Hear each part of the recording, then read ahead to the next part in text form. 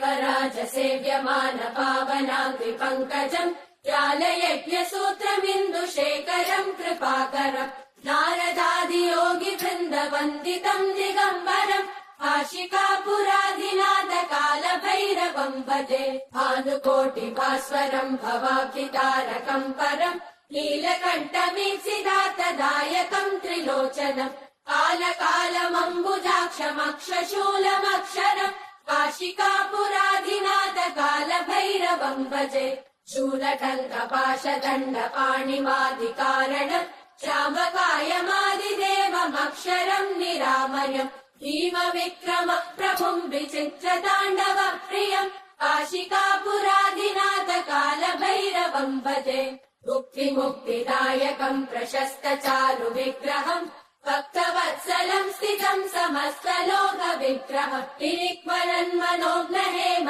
किङ्किणील सत्कटिम् काशिकापुराधिनाथ कालभैरवम् भजे धर्मसेतुपालकम् त्वधर्ममार्गनाशकम् कर्मपाशमोचकम् सुशर्मदायकम् विभुम् स्वर्णवर्णशेषपाशशोभिताङ्गमण्डलम् काशिकापुराधिनाथ कालभैरवम् भजे रत्नपादुका प्रभाविरामपादयुग्मकम् नित्यमद्वितीयमिष्टदैवतम् निरञ्जनम् मृत्युदर्पनाशनम् करालदम् श्रमोक्षणम् काशिकापुराधिनाथ कालभैरवम् भजे